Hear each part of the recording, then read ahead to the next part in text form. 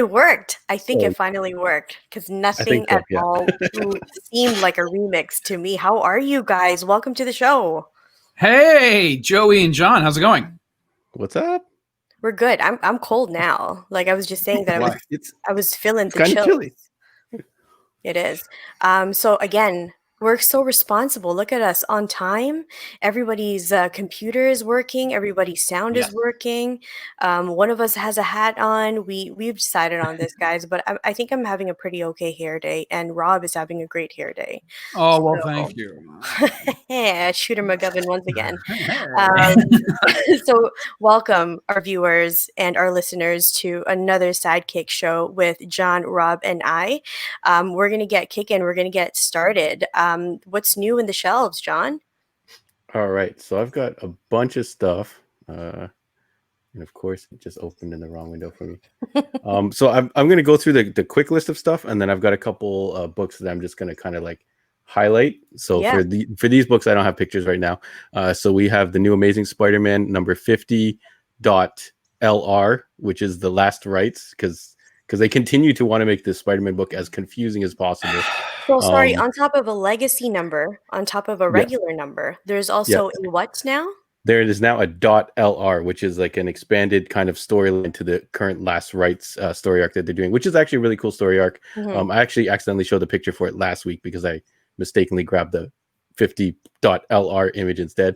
But it does look like a good book, but confusing at all. It's mad confusing, and that's like 3 weeks in a row that I feel like they've done that. Can Marvel just stop? Can they just stop? Like, I've never been a fan of letters being in math. Can they just stop?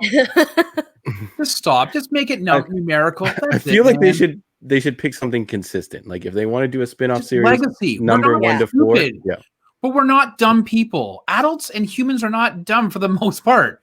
We can follow along. We don't need to read 749 issues from 1963 on. Like we can pick it up, man.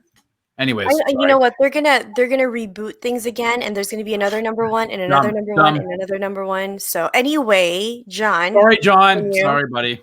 it's definitely troublesome. They should just go with the legacy, stick with it, and go for it. But you know that's a whole discussion.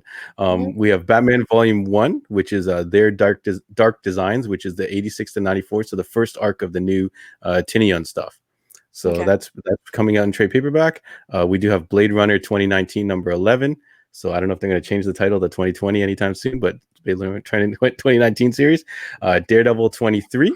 Dark Knight, Death Metal, Robin King one shot. If you like that character. Family Tree Volume 2. We've mentioned it before in the podcast. Fantastic Four 25. Firefly 21 from Boom Studios. Gideon Falls number 26, one of Rob's titles.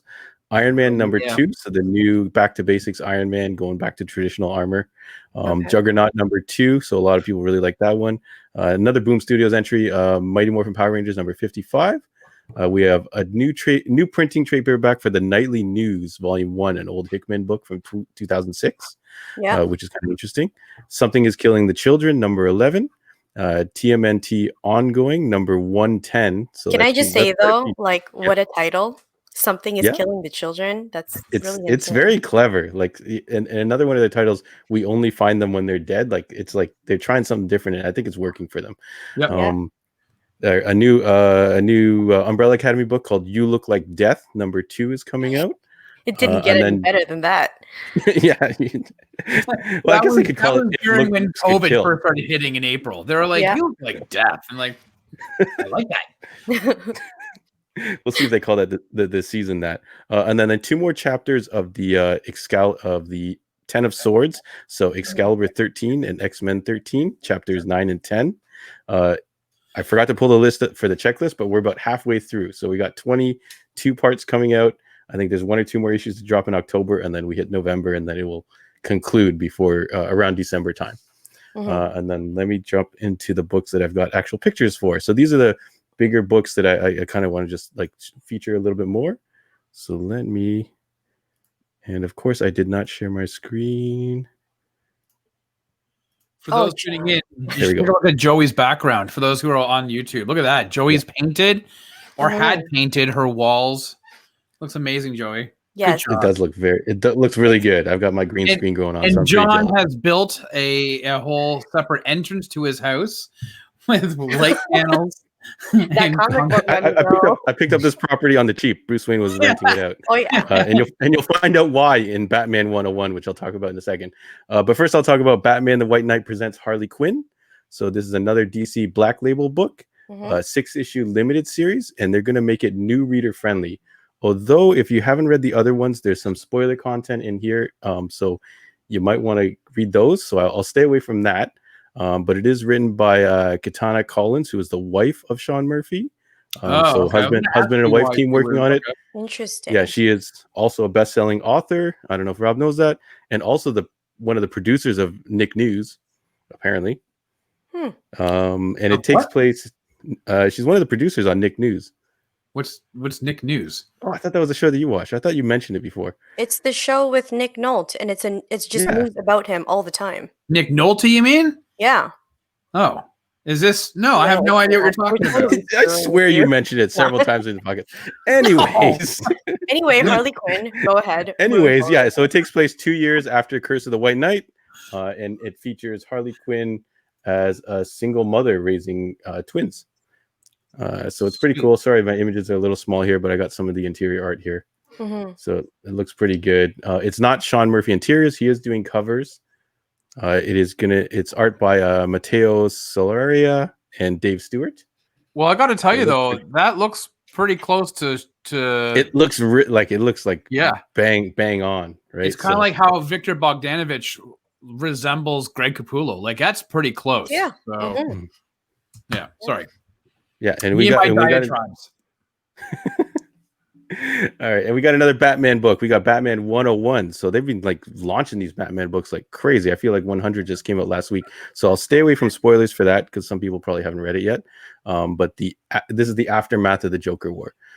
So the idea is Joker was right. It's kind of Batman's mentality right now. So I'll let you read Joker War to catch up on that.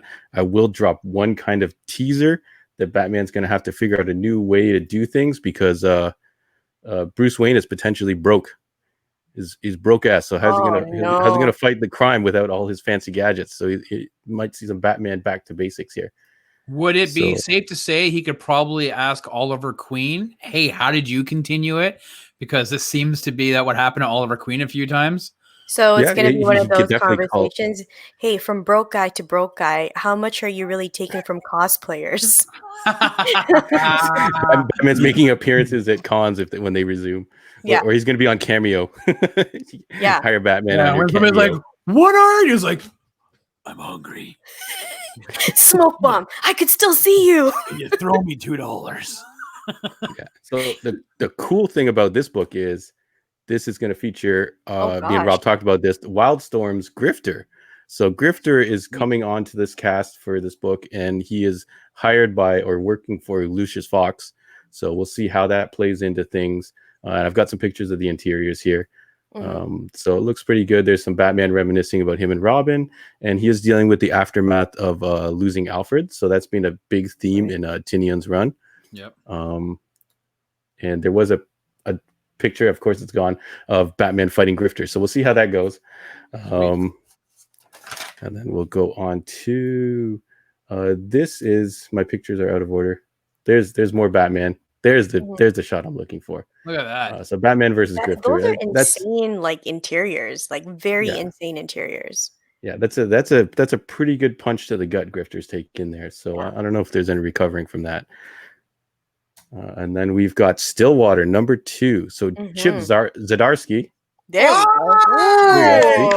I make these. I don't know. Good. Okay, well, I worked on that for a bit. So Stillwater #2 drops this week. The #1 second print just came out last week. And the whole idea is that nobody dies in this town. And it's kind of like not a benefit. It's actually kind of a threat. Like you enter this town, nobody's going to die. And Chip Zdarsky actually released a pretty funny drop for when second print came out, and I'll just kind of read it to you guys quickly. Look, I'm not mad if you didn't buy our first printing. I get it. You work hard, you're a busy person, and it's tough finding time to make it down to your local comic store on Wednesdays. The second print will catch you up in time for issue #2. which you'll surely have on order now, so this doesn't happen again. Take care, Chip. Like, what a funny guy. Like, That's Chip every for time you, though. every time he's done something, he's always made me laugh. When he first jumped onto Daredevil, he actually did a video for every store that wanted one, of talking about to come to their store and buy it. So this guy is fantastic. We've got some pictures. This is the second print cover for, and I've got some of the interiors here. Looks pretty cool. So it looks like a bunch of guys going to this town. I don't know if you can see in this picture here. There's some kids playing on the roof. They're like, "What's going on?" Kid falls off the roof, and he's like, "Why doesn't anyone seem to care that this kid just fell off the roof and he's still alive?" And he's like, "Where's the hospital?" So it looks pretty crazy. Do you know who actually does the art for that one? Is Ramon Perez, who's like actually one of my favorites because he did Marvel 2-in-1, and I really, really like that run because it goes into the Fantastic Four stuff, but I love the colors that he did in that one. Yeah. Look, I don't know if he normally does this type of stuff, but it's kind of like a classic, more of a classic look. Yeah, I love his pencils, man. Really, really so cool. and especially now is the season to be reading a good horror book. So and then from Boom Studios, we've got Dune, House of Atreides. I'm not sure. I was hoping maybe Rob knew a bit more about Dune than me. But it looks but yeah, okay. Yeah, so it features Jay Lee covers, and it also has a Dan Mora cover who does their other book, Once in Future, which I love. And it is a prequel of some kind to, I guess, the novel. And here's some interiors. So Boom's really like, you'll hear us mention them a lot, but they're really killing it with their licensed properties and original stuff. Like they didn't cheap out on this artwork for sure. No, not at all. And my only experience with Dune is this old game, so I don't know if this looks familiar to anybody. Is the originator real-time strategy game called Dune. I think it was something Spice Wars or something like that. It was like a point and click kind of Command and Conquer Warcraft kind of style game. Exactly. That's what I was thinking. It was one of the originators. I used to play the crap out of this game, but I still have to this day no idea what Dune is about. So it's kind of funny. It's a tough thing to comprehend and understand. Yeah, it's like complicated Minesweep, more complicated than actual Minesweep. I'm surprised Rob is saying it's that complicated, so I'm a little worried now. And then we'll go quickly to an image book called The Scumbag.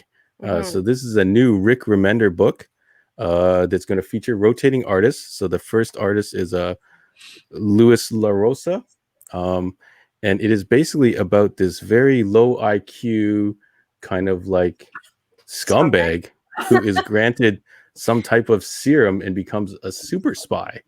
And he's going to save the planet. Remender describes it as Dirtbag 007. It's kind of crazy. Chuck. Yeah. Wasn't there a David Spade movie where he was like Joe Dirt? Yeah, it was Joe Dirt. Yeah. Joe Dirt meets Chuck with Zachary Levi. Yes. Yeah, so it looks pretty fun. I don't really want to know what's happening in that top panel, John. That looks off the left. It looks like he was in the alleyway with his pants down. So who knows what this, but these looks like regular spies here. So that's interesting. If only our viewers and listeners knew our pre-conversations before this, that actually makes sense. Yeah, but it looks crazy. Remender said he's kind of tired of writing the like kind of like darker stuff, so he's doing a little bit more of a what did he describe this as, a comedy espionage book. I don't know if that's an actual genre, but it is now. It is now. Sure.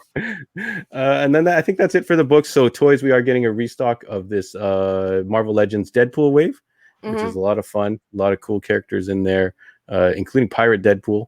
And this little shark guy from the Deadpool book. The name eludes my mind right now, but he's a pretty funny character. Is it Baby Shark? Yeah. Yeah, it's like a shark with like 4 legs. So he's like a shark dog type character. And then we do have a new Dragon Ball SH Figure Arts figure coming in. Ultra Instinct Goku, I believe this guy is called. Not a complicated title at all. And then we do have a restock of this great 89 Batman statue from Diamond Distribution. I love that. It comes at a brilliant price point of $49.99 Canadian. Is that a PVC? Yes, Yeah. actually, I just got that. I was just going to send you that we're getting more of these, Joey, if you like this Very kind of cool. stuff. Yeah. Well, as you can tell, I like my PVC stuff there. So Yeah. I need one. Yeah, it looks fantastic, and they're actually doing a lot of really good stuff. The next one they got coming out that we just pre-ordered is they're doing this Brandon Lee Crow statue, which looks pretty cool. Two for Rob. I'm done. Yeah, for this price point, sure, it doesn't look as good as maybe like a $300 statue, but it looks really good if you're gonna put it on your shelf with your movies or something like that. Like, I think that's gonna be that's gonna just hit a good spot right there. Oh, it kills me. I had a Crow statue way back in the day, like late 90s, where he was on like a pedestal. You pop him in on his pegs, and he had the guitar, and you would slap the crow on his shoulder, and he had his arms out. Like it was recreating the poster essentially, right? Yeah. I don't know whatever happened to that, but man, I had that display. I loved it, and it bugs me. I don't know whatever happened to it, man. So I'm down for that statue because the Crow is one of my that's my go-to. Like, it's in one of my bag of go-to movies to kind of like throw on every once in a while. It's great. Yeah. I thought you were going to bring it up on the podcast, which we'll talk about later. But I was actually surprised to not see it there. Brought it up on the podcast. That's why. We'll save it for later then. Yeah. So that's what's on the shelves, John. Is that it? Is that all we got? I mean, that was a lot, actually. That's the hits. We are getting a restock of some of the Pokemon Champions Path if you're looking for that. And the Magic Zendikar Rising bundles are coming in, which were heavily delayed. That set came out I don't know how long ago. I talked about it, like 3 or 4 weeks ago. But they're finally coming out this week. and that's pretty much it. John, that's the hits, not everything. I do have a question in regards to this because every single time that I have gone to your store, you guys are really, really big on your card gaming world. But since COVID has happened and the lockdown has happened, I mean, how are you guys kind of coping with the card games not really happening too much in the store? Unfortunately, we can't. No, we can't. We can't run anything right now. We had considered bringing it back, but now with the return to a modified stage 2, we're kind of just leaving it on the back burner right now. Wizards of the Coast has officially suspended or extended their suspension of online or sanctioning of events. So we can't officially run anything. We can run things potentially via Zoom and things like that on their Magic Arena platform, but not really kind of something we're looking to do right now. But people are still buying their stuff. Some of them are getting together to play in their little bubbles and things like that. So hopefully people are keeping up somehow right now. That's good. I like it. And now on to Rob. You've got a lot of news to tell us this week again, right? Oh, man. He got the glasses. Oh, I got the glasses going on. You know what? You got to put them Clark Kent's on. It's interesting because we've talked about this before. Sometimes you don't get these massive like Snyder Cut type bombs that drop, but you get a lot of like interesting little nuggets throughout the week, right? So we're gonna kick it off last week. Actually, probably about the day that this the previous episode drops, last Tuesday. Disney CEO Bob Chapek, who took over for Bob Iger, he came out and he said, "Listen, the future of Disney, as it looks right now, we got to restructure on how we distribute our media, and they're looking at more of primary focus is going to be on streaming." So like that's huge for Disney to say that. We don't know what the numbers were for Mulan. It's still premium access right now. I believe in December it goes straight to Disney Plus. I have no idea. I know that we talked about this before that they're releasing Soul on Disney Plus in December. But you know, that's what they're looking at doing now is releasing maybe some more. What does that mean for Marvel movies? I don't know. I don't know if they're looking at, hey, we're only going to do a few movies and maybe what we'll do, you know, for theater, and maybe we'll start looking at doing stuff for streaming and more TV shows. I have no idea. But when we're talking about streaming, one big one that is coming to Amazon in December is Coming to America 2, the sequel, the Eddie Murphy sequel. That was supposed to be dropping in theaters in December. And it, obviously with things going the way they are, Paramount, the studio sold it to Amazon and said, hey, you guys can have it for X number of dollars. Amazon said, sure, we'll take it off your hands and that'll be coming. So what do you guys think? Sold. What's that? Sold. Yeah. I mean, think, so what do you guys think about this? I think they have to. I think that all these delays and stuff, like I definitely haven't looked at the numbers and I don't have all the access to what they're looking at, but I feel like just pushing it back with no sign of when you're going to be able to like definitively drop it. Like even if you put a 2021 date, is that going to happen? So how long is it going to sit there, and like and then it stops all your other projects following. So I feel like someone's got to bite the bullet, and maybe this is their way of doing it. Like you said, Bill and Ted was great. Yeah. And it was, and I did watch Mulan. I thought it was all right. Like if I had to wait an extra year and then watch that, I don't know if I would have been like, that's all right. I might have been like, hey, you know what? That definitely wasn't worth the wait or something. So I don't know. Yeah, my comment is sorry, Rob. No. My comment is more to like the fact that it's all going into streaming, perhaps, right? And the biggest disruptor that we have right now, obviously, is COVID. And before it used to be like, let's think of new ideas, but everything still stayed the same. So I think that everyone is forced to do something different. And if they're not going to be doing anything different, for example, if people don't go through streaming and making it available to both Canadians, Americans, and the rest of the world, you're in trouble. I think streaming is kind of the way to go for everything right now. Yeah, and not to get off in too much of a diverged tangent, but I'm a big fan of The West Wing. I have never made bones about it. And this past Thursday, the 15th, in the U.S., there was a special, the HBO Max West Wing reunion, and it wasn't picked up here. And if you want to go online and look at Crave Help on Twitter, every tweet of that day they responded to was, why do we not have this? And it's still, even today, people are still talking about it. So you're right, Joey. Yeah. You can't be geo-locking this content anymore. You need to be able to distribute it. So will Disney go the route of what Netflix is doing and start releasing their stuff? And hey, listen, big ups to Amazon. They are really increasing their footprint in this streaming market. Like they're not just a second or a tertiary streaming service anymore. They're really making a run for it. So good for them. Yeah. Hey, did you guys ever grow up watching Buck Rogers? No? Does nobody remember? That's going to be beyond before Joey's time. Right now? Buck Rogers, the 25th century with the robot? You never know? Oh, man, with that little gold robot there.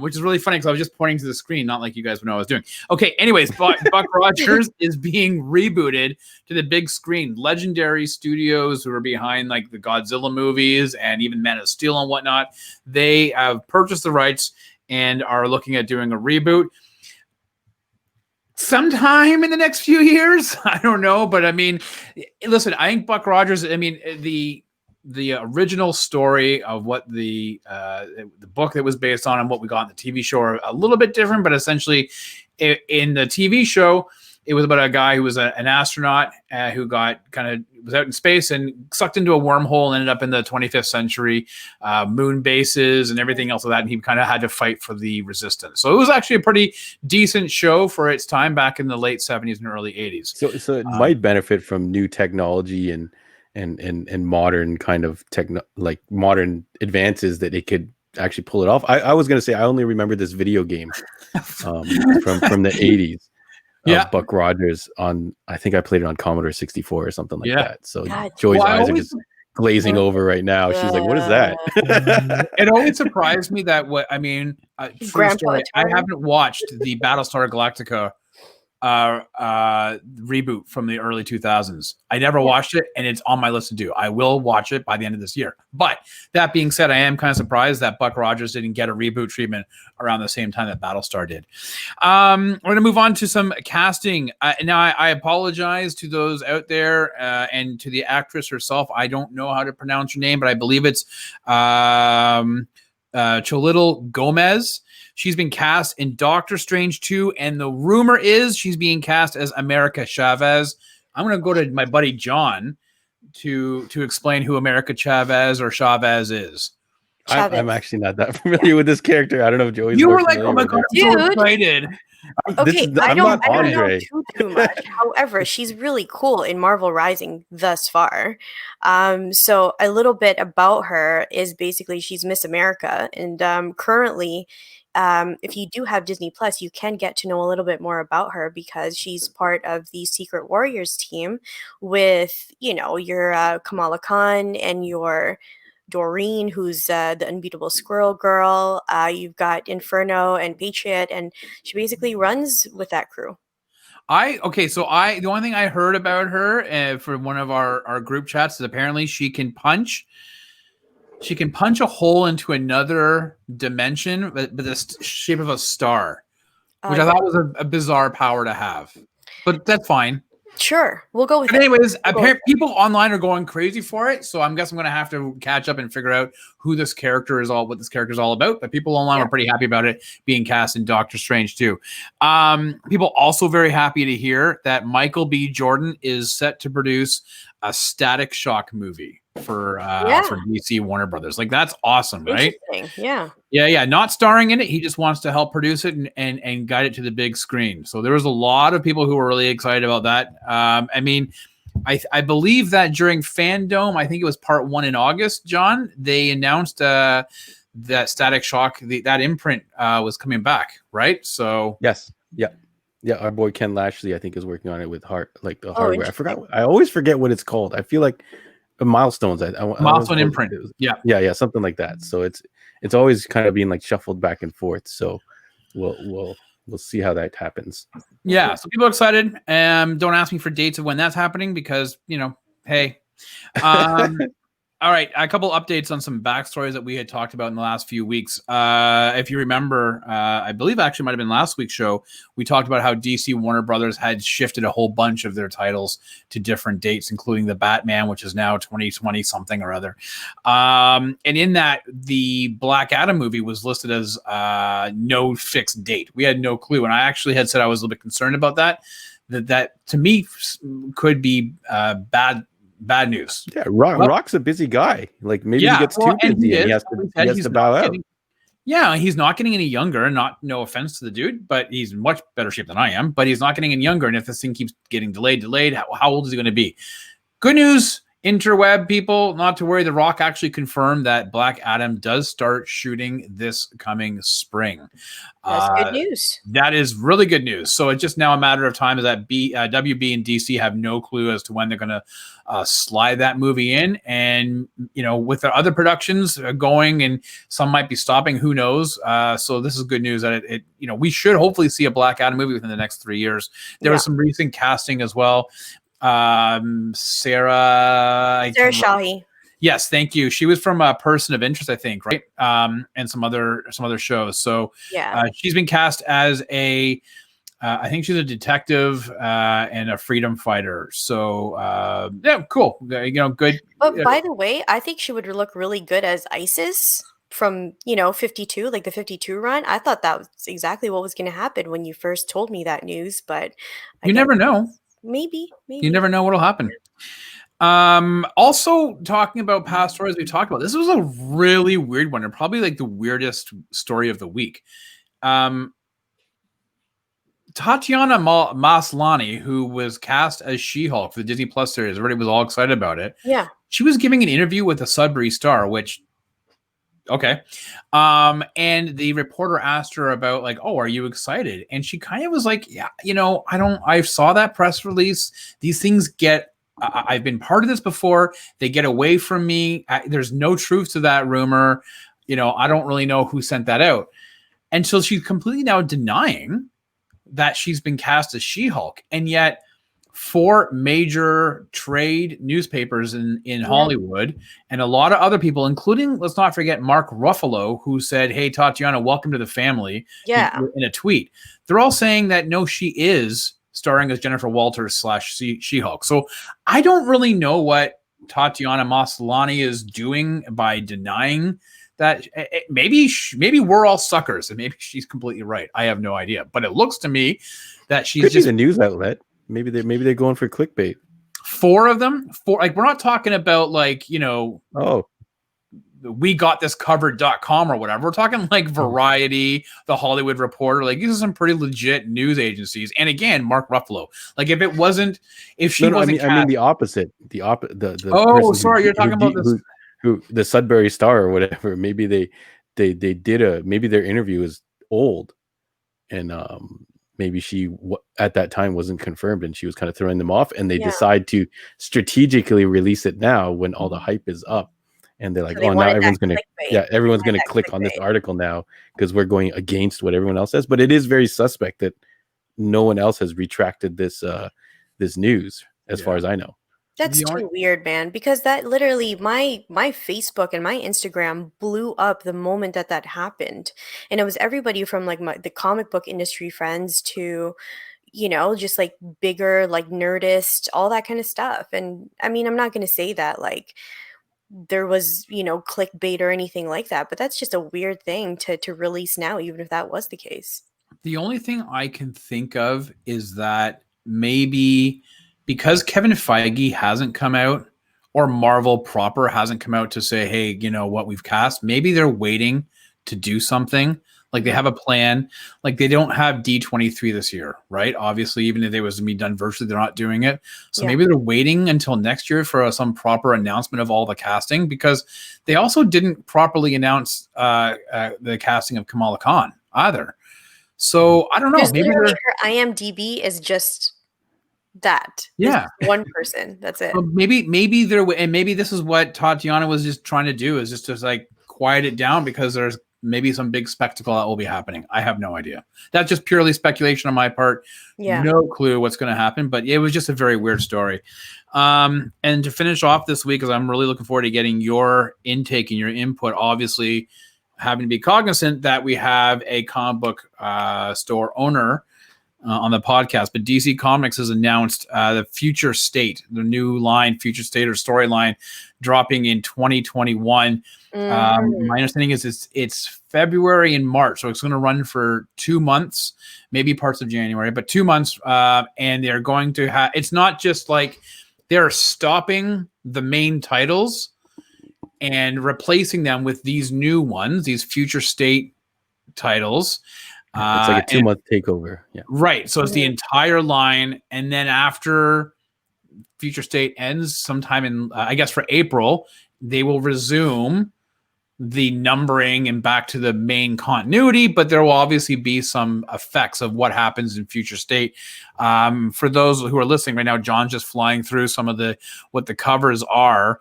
But there's reimagining of Wonder Woman. She's Brazilian. There's reimagining of this Batman. Apparently Batman is, Bruce Wayne is dead, and somebody else has picked up the mantle of the Bat. We don't know who though, because the cover that they're showing, Batman is actually a pretty sick looking outfit, but he's got a full mask. You can't see his face to give you any hints as to who it is. Rob COVID.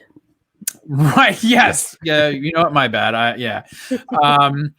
There's, Superman is no longer on Earth. He's apparently been exiled from and after having let humanity down, and he's gone to Warworld to work with the new gods to try to take down Mongol. Which, when I first read it, Superman. I was a little bit confused, because Superman, I've always seen him. I've read stories back from the 90s. I mean, John, you remember when the death of the Superman storylines? Like, I mean, he kicked the crap out of Mongol. So why does he need the new gods to help him do that? And it's a whole new Mr. Miracle as well. So there's a whole new.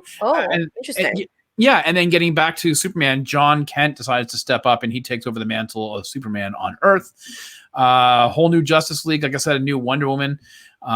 This, I believe, was kind of born out of the original 5G initiative. And if people are somewhat of fans of comics and of DC, you knew that this was like a long gestating rumor that was happening, that was supposed to happen early this year. And then Dan DiDio was let go, and then everything with DC and blah, blah, blah, blah. Yeah. And now we're left with this Future State. But what do you guys think about this? What do you think about them?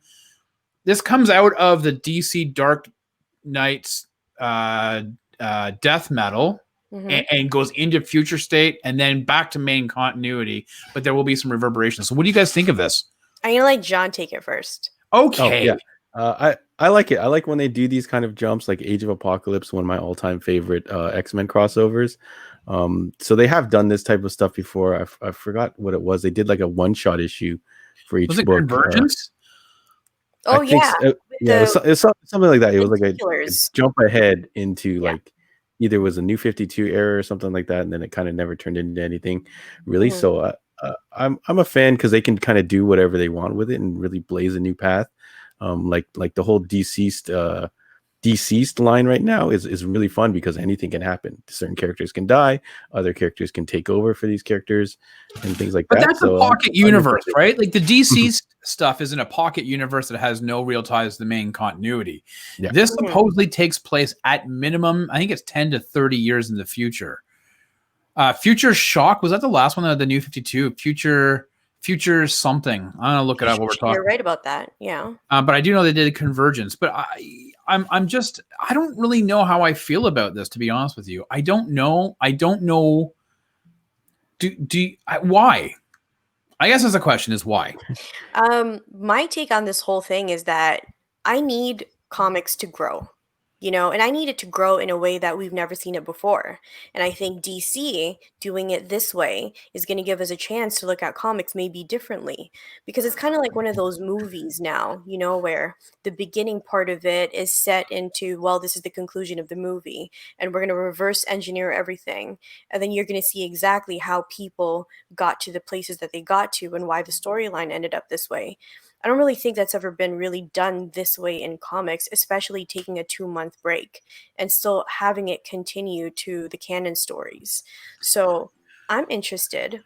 What I'm worried about is, will the rest of the comic book community take into this change, because we're a difficult community when it comes to that. There's a lot of us that need things to be canon, and there's a lot of us that need the tradition and all that kind of stuff that comes along with it. But hey, man, I was just saying, the lockdown and COVID literally is the biggest disruptor to anything, whether it is business or pop culture. So I think that this is going to be really interesting, and I hope that people really take into this and gives it a chance, rather than, kind of be stush about it. So, yeah. Yeah, I want to give it a chance. I guess. Sorry, the DC, it was Future's End during the New 52. Yeah. Okay. Yeah. Mm-hmm. Here's my thing, and I've never been shy about being vocal about this, is that I think there's too many flashes. And there's the all new Flash. You've got Barry Allen, you got Wally West, you got another Wally West. You've got a whole bunch of them still. You got Godspeed, you got all these, and you have obviously then you've got the ones from the future and Max Zoom and all that stuff. And there's a lot of speedsters. There's a lot. The Flash family is huge. So I keep thinking about, like, well, if you're adding new characters, you're gonna have there's gonna be 3 Wonder Women. Yeah. 2 of them that have some type of a tie to Diana Prince. Mm-hmm. And the one that it was on the cover that John showed, apparently she is raised human, but there's a mystery as to how she is connected to the Amazon. So like, I think that's great, but I get worried that you now have an influx of all of these different characters that all have the same mantle. And I just, that's my only thing. Do you think, Rob, that it kind of takes away from the speciality of there only being Wonder Woman who has just these set amount of powers? Well, no, listen, they had Wonder Girl, right? Donna Troy. Donna Troy, thanks, right? I mean, so like they've done something similar in the past. I mean, Wally West was Kid Flash to Barry Allen. So they've kind of had these secondary sidekicks that aped their, I mean, they're derivative of the main characters, right? But I don't know. I mean, do we need to have? I feel the same way about Batman. I mean, there's so. You got Robin, Red Robin. You have Spoiler, who I know John is a huge fan of the character. You have Batwing. You've got the Batman Beyond. Like, there's just so Batman Beyond for Tim, if you're watching. Yeah. You have just so many people who are about that main character. So I get worried that you have just too many. But that's just me. I'll read it. I'm interested to see how it all plays out. Yeah. But it definitely changes up, I think, what we're looking at for the remainder of 2021, which is hard to believe. We're not that far away from 2021. So I know. I don't know. I think I'm interested in John Kent, taking up the mantle. That's one thing. I'm interested in how this is going to happen. So I think I'm going to give a little bit of it a try. Obviously, I'm not made of money, so only a little bit of it. Let's just stress that. So I'm not going to be able to appreciate every single story out there. And really, the only continuation that I'm reading right now in DC is Action Comics, because I've been reading it for so long. So yeah, I'm interested. I will say the last thing before I go, that I do remember that a number of years ago, Batman had, it was showcased in I think the main, was it the Button that he had. They did a flash forward, and he had the old yellow symbol on his chest. Yeah, and they were like, "Oh, Doomsday Clock, the events will lead into that. It happens in the future, and they drop that whole entire concept because everything got delayed. So I do get worried that they say, "Oh, this is going to happen in the next 5 to 10 years," and we all obviously know it's not really going to happen in 5-10 years, right? Yeah, so, we'll see. We'll see. Anyways, comics. Yeah. Hey, if anything, it's comics. Yeah. Right? Speaking of comics, we have a little bit of indie news for you guys, right, John? Yeah. So, buddy of mine, Andrew, so this is kind of my little thing about it, is if you guys don't know indie comics, especially if it is Canadian comics we're talking about, Auric of the Great White North, A Long Winter, their Kickstarter is going to come out on November 2nd. And my gosh, if you guys don't know about Auric of the Great North, go check it out. Go check it out on Facebook. Go check it out on Instagram. Great North Comics is definitely something you guys should follow. We love supporting local artists, and sometimes I don't even want to call them local artists, because just look at that, man. Like, they're just as professional as your Marvel and your DCs, and the credit is there. The story is written by our very own Davis Dewsbury, and the art is going to be an anthology of different illustrators, and some of them you'll know, and one of them I'm really, really, really looking forward to because I love Mike Ruth's work. Mike Ruth is going to be doing a wraparound cover. It's going to look gorgeous. Stay tuned. It's going to be in my link tree, so definitely stay tuned to that. John, do I have any news from you at all in regards to Heroes World? Any announcements? No, I think we covered most of it. Yeah. Just pick up your books, guys. That's the announcement. We've got a big episode coming out. And we have a big episode coming out tomorrow. Yeah, so Wednesday's big show. What are we talking about, guys? John? Okay. Yeah, well, so we'll keep it brief. We're going a little extra time here, folks. So we are picking our top 4 rewatchable movies with a caveat. Stu threw us a curveball, and we now had to change these movies into movies to present to alien invaders to help save humanity or show them what humanity is all about. So hilarity ensues. Movies. They had to be sci-fi or superhero movies, right? Sci-fi, fantasy, or comic related. Yeah, because John was like, "Oh, Sound of Music," right? Yeah, I was like, "Oh." He was like Bed Knobs and Broomsticks. He was like Mary Poppins. That's total fantasy. He's like Mary Poppins, and then The Last Starfighter. I was like, that one's allowed, John. Mary Poppins. If I was in the podcast, oh my god, that'd be all over the place. I'd be like Grease, Spice World. Yeah. Wait. Oh, okay. What? Forget it. We're not there. It was an interesting episode. It was definitely interesting. All the panelists, we got to present the 4 movies, and then it was a snake draft. So some people picked some other people's selections, and then we had to talk about it. To nobody's surprise, Andre has a very divisive pick.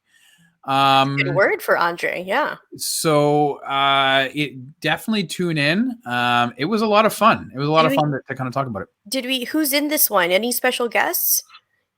So we've got our 4 regulars, myself, Rob, Andre, and Stu, and then we had 2 very special guests in, Umar from the Geeky Bros podcast, and Jimmy Chung. So some of you might remember him from Dragon's Den and a company called Battle Sports Inc. But he is off the chain in this. If you thought Rob's stuff was crazy in the background of his, wait till you see what Jimmy's got going on his main floor of his living room. I will give you a little sneak snippet, which is basically for his wedding, he bought a 30-foot Stay Puft Marshmallow Man and inflated it and took his wedding photos in front of it. Jimmy's something else, and he's very good friends with Umar, so we actually kind of brought them both on because they're fantastic together, and Umar's got his own show going on as well, so we really wanted to collaborate with them. That's awesome. Jimmy, I don't know if he was nervous, but he was popping sugar candies like crazy. No, this is the energy that is Jimmy. He is a dynamo, this guy. Yeah. It was on fire. He was all over the place. So it was a lot of fun to have them on. So if that doesn't like honestly get you guys to tune in, we've got two people who are apparently the craziest of crazies and are actually friends. So those are always really good to listen to because you just kind of feel like you're in their living room hearing them banter. Stay tuned to the Wednesday show. I think that's going to be really exciting. I'm going to be tuning in as well in my drive to work, as I usually do. And now we are just going to do our little closing. So John, where can we follow you and Heroes World as well? Yeah, so everything online is pretty much Heroes World Online, the Facebook, the Instagram, the YouTube, even the website, heroesworldonline.com. And if you're looking for this podcast or the main podcast on whatever site you're using, Spotify, iTunes, Stitcher, Google Podcasts, whatever, just look up Heroes World Podcast. And Rob, other than your physical location? Yes, which remains a mystery. You can find me on Twitter and Instagram at Rob Gaudette. And if you're on YouTube, you're probably looking at the handle right there. You can find me there.